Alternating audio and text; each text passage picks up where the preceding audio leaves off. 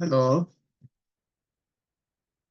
তো এই ভিডিওতে যে সেমিকন্ডাক্টরের যে ম্যাথগুলা বোর্ডে সবচেয়ে বেশি বার আসছে, যে টাইপের ম্যাথ, ওই ম্যাথগুলাই সলভ করাবো। ম্যাথ খুবই সহজ ম্যাথ, জাস্ট কনসেপ্টটা জাস্ট বুঝতে হবে, তাহলে ম্যাথগুলা সলভ করতে পারবা। সো সেমিকন্ডাক্টর আমি কিছু কোয়েশ্চন তুলে এনেছি, বোর্ডের কোয়েশ্চন, যে কি টাইপের ম্যাথ বোর্ডে আসে। ওই টাইপটা আমি বুঝতে পারলেই তুমি এই ম্যাথ গুলা করতে পারবা। এটা হচ্ছে ট্রানজিস্টরের ম্যাথ, আর একটা হচ্ছে আইসিটির পার্ট, যে নাম্বার সিস্টেম গুলার ম্যাথ, লজিক গেট, ওগুলা ওগুলা তুমি আইসিটি তেও পড়েছো। তো একটা একটা টাইপ হচ্ছে ওই ম্যাথ, একটা যে কোয়েশ্চেন গুলো আসে তার মধ্যে একটা হচ্ছে ট্রানজিস্টরের ম্যাথ, আর একটা হচ্ছে আইসিটির ওই লজিক গেটের ম্যাথ। তো লজিক গেট ওগুলো আসে, ওগুলো তো তুমি পারবে, আইসিটি তে পড়েছো। এখন ট্রানজিস্টরের যে ম্যাথ গুলা কিভাবে সলভ করতে হয়, খুবই সহজ জিনিস, এটা তোমাকে এখন শিখিয়ে দিই। ওকে, আচ্ছা দেখো, একটা এনপিএন ট্রানজিস্টরে তিনটা টার্মিনাল থাকে, একটা, দুইটা, তিনটা, আইবি, আইসি, আইই। ওকে, এখন এই ফর্মুলা গুলো তুমি নিশ্চয়ই জানো। আইই হচ্ছে আইই, এখানে কেসিএল অ্যাপ্লাই করলে কি পাওয়া যায়, IC plus IB equal to IE. Okay, এখন কারেন্ট গেইন হচ্ছে beta equal to IB by IC by IB. এই ফর্মুলা অবশ্যই তুমি জানো। এবং আলফা এবং বিটার মধ্যে যে সম্পর্ক, এই সম্পর্ক আশা করি তুমি এই এগুলোর সাথে তুমি পরিচিত আছো। ওকে, এখন আরেকটা জিনিসের সাথে তোমাকে পরিচয় করা একটা টার্ম, সেটা হচ্ছে ভোল্টেজ গেইন। ভোল্টেজ গেইন জিনিসটা কি?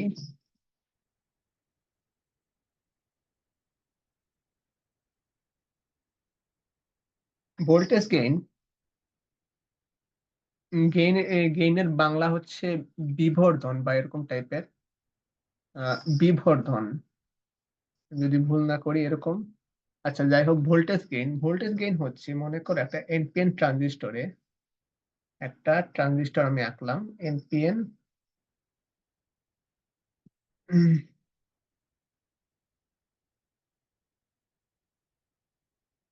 ওই ট্রানজিস্টরে এটা হচ্ছে বেস, এটা কালেক্টর, এটা ইমিটর, তিনটা টার্মিনাল। এখন ভোল্টেজ গেইন এই টার্মটা দিয়ে বোঝায় গেইন, ভোল্টেজ গেইন এটা দিয়ে বোঝায় output voltage divided by input voltage. Okay, আচ্ছা, output voltage by input voltage, এটা বোঝায়। এখন একটা ট্রানজিস্টরে, এনপিএন এই ট্রানজিস্টরে আমরা ইনপুট দেই কোন জায়গায়? ইনপুট দেই আমরা বেস টার্মিনালে, এটা হচ্ছে ইনপুট টার্মিনাল। ইনপুট দেই বেস টার্মিনালে, এখানে দেই ইনপুট বেসে, এবং কালেক্টরে পাওয়া যায় আউটপুট। ওকে, তাহলে ইনপুটে পাই, বেসে দেই ইনপুট এবং কালেক্টরে পাই আউটপুট। তাহলে বেসের যে কারেন্ট ওইটাকে বলা যায় আইবি, এবং কালেক্টরের যে কারেন্ট ওইটাকে বলা যায় আইসি। ওকে, তাহলে কারেন্ট ভোল্টেজ কেন, এটাকে আমি এভাবে বলি যে VO divided by VE, output voltage divided by input voltage. Okay, এখন আউটপুট ভোল্টেজ ওইটাকে কি বলা যায়? যেহেতু আউটপুট আমরা কোথায় পাচ্ছি, আউটপুট পাচ্ছি আমরা কালেক্টরে। ওকে, তো কালেক্টরে আউটপুট পাচ্ছি। এখন কালেক্টরে যদি এটা রেজিস্টর কানেক্টেড থাকে, ওটাকে আমি নাম দিলাম আউটপুট আর এল, আর আর এল অথবা লোড রেজিস্টর। আচ্ছা, এটা একটু সাজিয়ে লিখি। আহ মনে করো আউটপুট আউটপুট টার্মিনালে, এটা হচ্ছে আউটপুট টার্মিনাল, এটা হচ্ছে ইনপুট টার্মিনাল।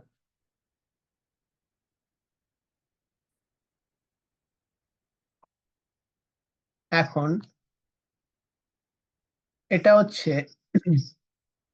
কালেক্টর এদিকে হচ্ছে ইমিটার, এদিকে হচ্ছে কালেক্টর, এদিকে হচ্ছে বেস। ওকে, এখন দেখো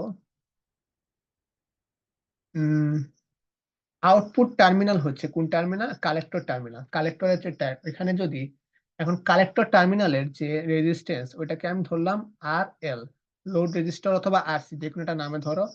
ইনপুট টার্মিনালের যে রেজিস্ট্যান্স ওটাকে আমি ধরলাম আর আর আই, ইনপুট রেজিস্ট্যান্স। ওকে, এখন দেখো তাহলে এটাকে আর এল অথবা আরও ধরলাম যে আউটপুট রেজিস্ট্যান্স আর ও। এখন তাহলে আউটপুট যে ভোল্টেজ ওইটাকে কি লেখা যায়? IC into R O. Okay, input রেজিস্ট্যান্সকে ইনপুট ভোল্টেজকে কি লেখা যায়? ইনপুটকে লেখা যায় current IB into R I.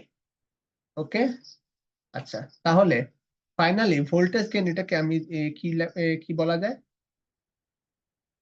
ওইটাকে বলা যায় IC divided by IB into R O R I. Voltage gain এই টার্মিনাল এটাকে আমি এবি দিয়ে প্রকাশ করলাম। ওকে, এখন আইসি বাই আইবি এটাকে বলে কারেন্ট গেইন। এটার টার্মটাই হচ্ছে কারেন্ট গেইন, এটাকে হচ্ছে beta into R O by R. Okay, তাহলে ভোল্টেজ গেইন কার বেশি হবে? যার বিটা যত বেশি হবে তার ভোল্টেজ গেইনটা তত বেশি হবে, অর্থাৎ আউটপুট সিগন্যালে ভোল্টেজটা তত বেশি পাওয়া যাবে। ওকে, আশা করি বুঝতে পেরেছো। এই কনসেপ্টটা তুমি জানলে তুমি এখন মোটামুটি ম্যাথগুলো সলভ করতে পারবা। দেখো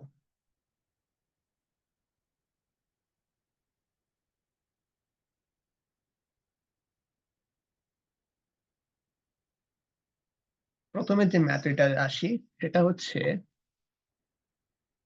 হচ্ছে আইবি। আইবি নির্ণয় করো। প্রথমে বলেছে এটা কুমিল্লা বোর্ড, এই সে আইবি নির্ণয় করো। এখন আইবি কিভাবে নির্ণয় করা যায়? এখন কি কি ইনফরমেশন দেওয়া আছে দেখো। প্রথমে ইনফরমেশন দেওয়া আছে, সেটা হচ্ছে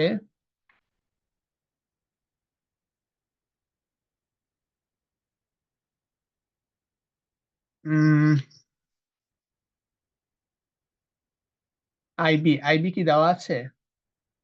না না, প্রথমে দেওয়া আছে আলফা। আলফা দেওয়া আছে, আইই দেওয়া আছে। এখন তুমি জানো আলফা ইকুয়াল টু কি লেখা যায়? IB into আইই। ওকে, তাহলে এখান থেকে তুমি সহজে বিটার মান বের করতে পারবে। এখন বিটার মান বের করার পরে তুমি আরেকটা ফর্মুলা জানো, সেটা হচ্ছে সেটা হচ্ছে কি? IE equal to IC plus IB. Okay, তাহলে এখান থেকে তুমি কার মান বের করতে পারবে? আইবি। ওকে, সরি এখানে কার মান বের করতে বলেছে? সরি, আলফা ইকুয়াল টু লেখা যায় হচ্ছে, একটা মিস্টেক করে ফেলেছি। আলফা ইকুয়াল টু লেখা যায় আইসি বাই আইই। তাহলে তাহলে এখান থেকে তুমি বিটার মান বের করতে পারবে। আশা করি বুঝাতে পেরেছি। তাহলে এখান থেকে বিটার মান বের হয়ে গেল। এখন দেখো ভোল্টেজ বিবর্ধক, এই যে একটু আগে যে কনসেপ্টটা তোমাকে দেখিয়েছিলাম, ভোল্টেজ বিবর্ধক, ভোল্টেজ গেইন, এটাকে কিভাবে প্রকাশ করা যায়? ওই যে ভোল্টেজ গেইন, এটা হচ্ছে output voltage divided by output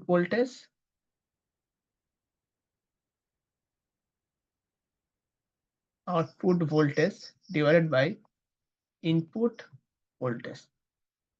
ওকে, এটা হচ্ছে এভি অথবা ভোল্টেজ গেইন, এটা হচ্ছে output voltage divided by input voltage. এখন আউটপুট ভোল্টেজটা যদি ইনপুট ভোল্টেজের চাইতে বেশি হয়, তাহলে অবশ্যই বিবর্ধক অথবা অ্যাম্পলিফায়ার হিসেবে ব্যবহার করা যাবে। আচ্ছা, আরেকটা হ্যাঁ, ট্রানজিস্টরের একটা ইম্পর্টেন্ট কথা হচ্ছে, ট্রানজিস্টর কি কাজে ব্যবহার করা হয়? ট্রানজিস্টরের কাজ হচ্ছে, এখানে লিখি, ট্রানজিস্টর ইউজ করা হয়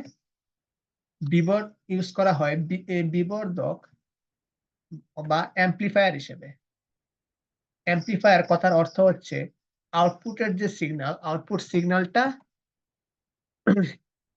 অবশ্যই ইনপুট সিগন্যালের চাইতে যদি বড় হয়, তাহলে ওইটাকে অ্যাম্প্লিফিকেশন বলে।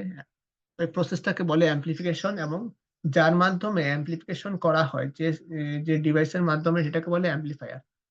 উদাহরণ হিসেবে বলা যায় যে ট্রানজিস্টরের ইউজ কোথায় করা হয়, সবচেয়ে বহুল প্রচলিত ইউজ হচ্ছে মাইক্রোফোন। মাইক্রোফোনে যখন কথা বলো, তখন তুমি খুবই উম, উম, তোমার ভয়েস সিগন্যালটা যে খুবই ছোট হলেও আউটপুটে যখন আউটপুটে যখন মাইক দিয়ে ওই সিগন্যালটাকে বড় করে অনেক লাউড শোনানো হয়। অর্থাৎ তোমার ছোট ভয়েস সিগন্যালটাকে অ্যাম্প্লিফাই করে, অর্থাৎ বিবর্ধিত করে বাড়িয়ে ওটা বড় সিগন্যালে কনভার্ট করে। ওটা বড় সিগন্যালে কনভার্ট করে মাইক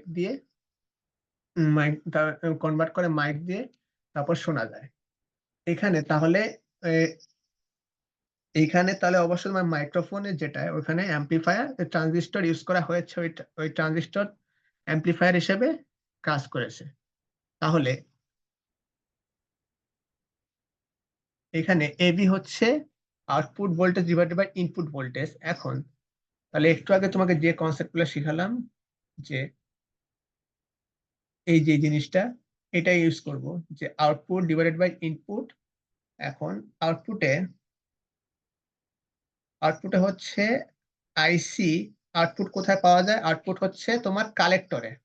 কালেক্টর শব্দের অর্থ হচ্ছে সংগ্রাহক, অর্থাৎ এখানে তোমার সব সিগন্যালটা সংগ্রহ করা হয়। আর বেসে তোমার দেওয়া হয় ইনপুট। ওকে, তাহলে ইনপুট বাই আউটপুট, অর্থাৎ আইসি বাই আইবি ইন্টু আরও বাই আর আই। তাহলে এখান থেকে ফাইনালি পাওয়া যায় বিটা। বিটার মান এবং আউটপুট রেজিস্ট্যান্স এবং ইনপুট রেজিস্ট্যান্স যেগুলো গিভেন দেওয়া আছে, ওই রেজিস্ট্যান্স গুলার ভ্যালু পুট করলেই ভোল্টেজ গেইন পাওয়া যাবে। ওকে, যেমন দেখো, তাহলে এখানে দেখো সেম জিনিস, আউটপুট ভোল্টেজ বা ইনপুট ভোল্টেজ যেটা লিখেছে, তারপর এখান থেকে আইসি বাই আইবি।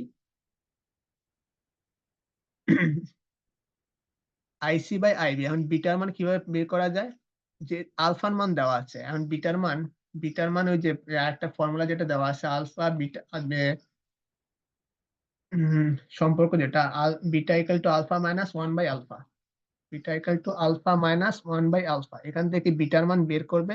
বিটার মানের সাথে ওই আউটপুট বা ইনপুট রেজিস্ট্যান্সটা পুট করলেই তুমি পেয়ে যাবে, রেজাল্ট পেয়ে যাবে। এবং এখানে যদি আউটপুট রেজিস্ট্যান্সটা ইনপুট রেজিস্ট্যান্স যদি বড় হয়, অর্থাৎ ভিও যদি ভিআই এর চেয়ে বড় হয়, তার মানে কি বোঝায়? আউটপুট সিগন্যালটা ইনপুট সিগন্যালের চাইতে বড়, অর্থাৎ অ্যাম্প্লিফিকেশন হয়েছে। তাই এটাকে বিবর্ধক হিসেবে ব্যবহার করা যাবে। ওকে, আশা করি বুঝতে পেরেছো। এখন দেখো এটাতে পরে যে কোয়েশ্চেন, যে এখানে প্রবাহ বিবর্তনের মান কত হবে, অর্থাৎ এখানে আলফার মান চেয়েছে। এখন গিভেন কি কি দেওয়া আছে দেখো, আই দেওয়া আছে, আইই, এরপরে আইবি দেওয়া আছে, আইই আইবি।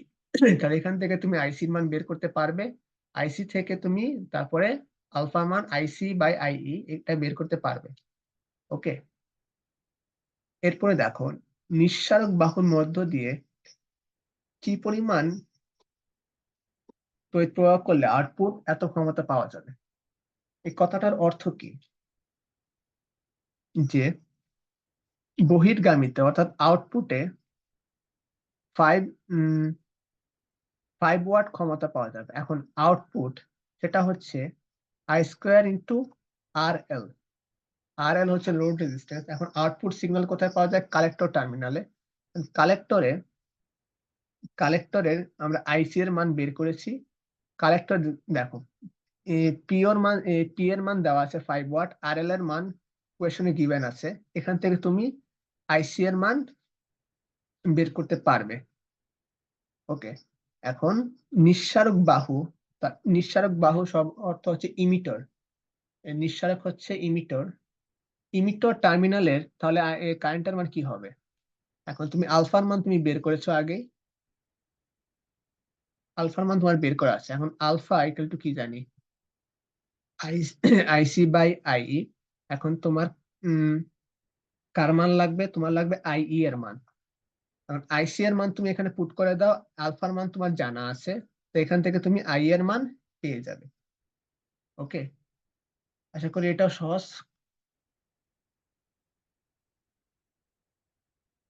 এরপরে দেখো,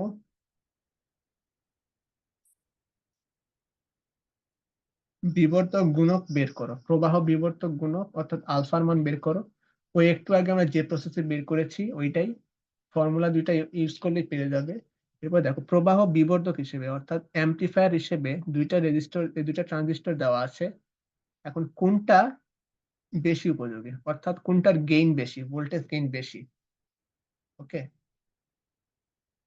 এখন দেখো ভোল্টেজ গেইন আমরা কোনটা দিয়ে বের করি, যেহেতু এখানে ভোল্টেজ গেইন যদি এখানে বিবর্ধক হিসেবে অর্থাৎ অ্যাম্পলিফায়ার হিসেবে কোনটা বেশি সুইটেবল সেটা বের করতে হলে অবশ্যই বিটার মান লাগবে। তাহলে beta equal to IC by IB, অর্থাৎ input current divided by output current divided by input current. Okay, এখন দেখো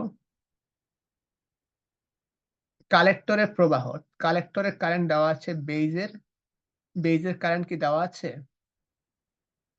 হ্যাঁ, বেইজের কারেন্ট দেওয়া আছে। তাহলে collector output current divided by input current, এখান থেকে তুমি বিটার মান অর্থাৎ বিটার মান বের করতে পারবে। ওকে, আচ্ছা তাহলে এখন এখানে দেখো যে ওরা বিটার মান এখন আলফাতে এখন বিটার মান বের করেছে। এখন আরেকটা ট্রানজিস্টরে ইমিটর দেওয়া আছে, বেস দেওয়া আছে।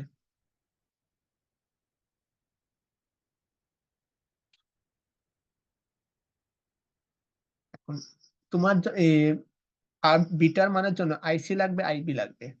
এখন ইমিটর থেকে তুমি আশা করি বেস বের করতে পারবে ফর্মুলা থেকে। ইমিটর থেকে তুমি ইমিটর ওইখান থেকে বেসের মান বের করতে পারবে। তাহলে ভ্যালুগুলা পুট করলে এগুলা এগুলা বের হয়ে আসবে। এখন যার বিটার মান বেশি সেটাই হবে ভালো অ্যাম্পলিফায়ার। ওকে, সেটাই ভালো বিবর্ধক বা ভালো অ্যাম্পলিফায়ার হিসেবে কাজ করবে।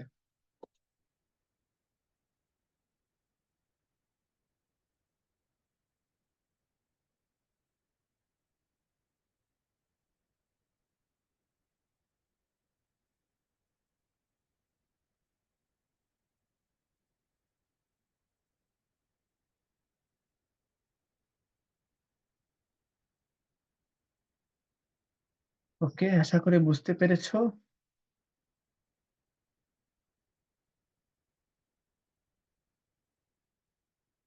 এখন দেখো এটাও সেম একই টাইপের ম্যাথ, যে কারেন্ট গেইন বিটা কত। ওকে, বিটার ফর্মুলা এখন ডাইরেক্ট ইনপুট করলে পেয়ে যাবে। এখানে ভ্যালু দেওয়া আছে আইবি এর মান, আইসি এর মান, এখানে ভ্যালু গুলা পুট করলে বিটার মান পেয়ে যাবে। এরপরে দেখো যে প্রবাহ এবং কালেক্টরের মান দ্বিগুণ করলে ভোল্টেজ গেইনের কি রূপ পরিবর্তন হবে। ওকে, তাহলে ভোল্টেজ গেইন আমরা কিভাবে বের করতে পারি, সেটা হচ্ছে ওই একটু আগে যে ম্যাথ গুলা করালাম ওইগুলাই, যে ওইভাবে যে বিটার সাথে তুমি যদি ইনপুট রেজিস্ট্যান্স এবং আউটপুট রেজিস্ট্যান্স বা ইনপুট রেজিস্ট্যান্স যদি ভ্যালু রেশিওটা যদি ভ্যালু পুট করো তাহলে ভোল্টেজ গেইন পেয়ে যাবে। ওকে, তাহলে এখান থেকে তুমি বের করতে পারবে। আবার দেখো এখানে যে প্রবাহ বিবর্তক গুণক বের করো, কথার অর্থ হচ্ছে আলফার মান বের করবা। ওকে, আলফার মান ভ্যালু গুলো দেওয়া আছে এখানে। দেখো এখানে এখানে ইনডাইরেক্টলি দেওয়া আছে। এখানে ভি ইন দেওয়া আছে, ইনপুট ভোল্টেজ দেওয়া আছে, ইনপুট রেজিস্ট্যান্স দেওয়া আছে। ওকে, আউটপুট ভোল্টেজ অর্থাৎ কালেক্টরে কারেন্ট দেওয়া আছে, কালেক্টরের ওইদিকে রেজিস্ট্যান্স দেওয়া আছে। এখন এখান থেকে তোমাকে বের করতে হবে আলফার মান। আলফার মান কিভাবে বের করা যায়? আলফা হচ্ছে আইসি বাই আইই, আইসি বাই আইই।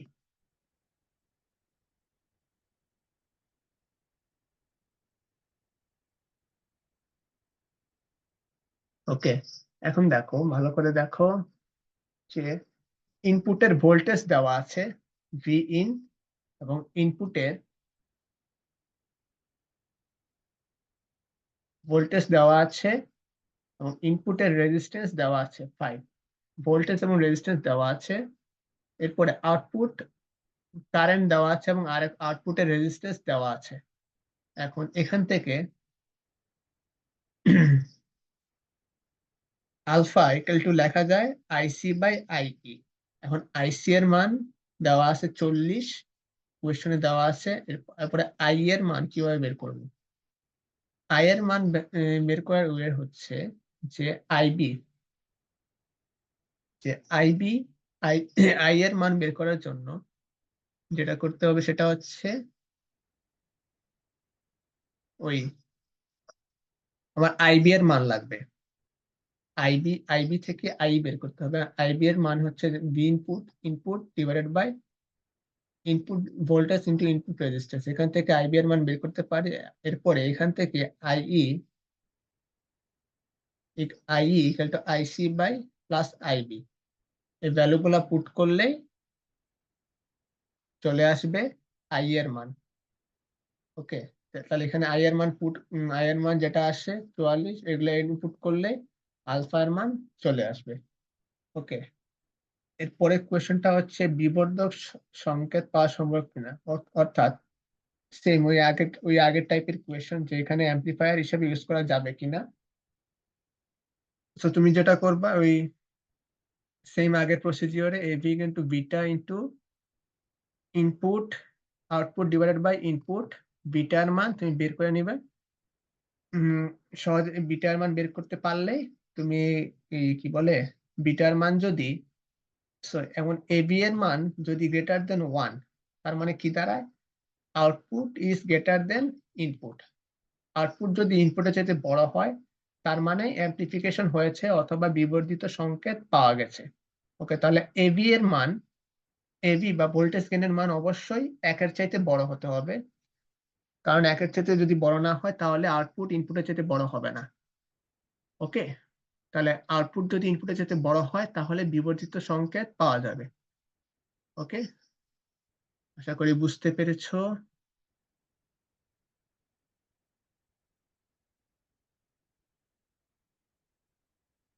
তাহলে এই ছিল মোটামুটি তোমার ওই ট্রানজিস্টর রিলেটেড যে ম্যাথ গুলা। আশা করি এগুলা তুমি যদি দেখো একবার দেখলে তোমার সবকিছু তোমার মনে পড়ে যাবে, সবগুলো তুমি পারবা। ওকে, তাহলে আজকে এই পর্যন্তই থাকুক। Thank you so much.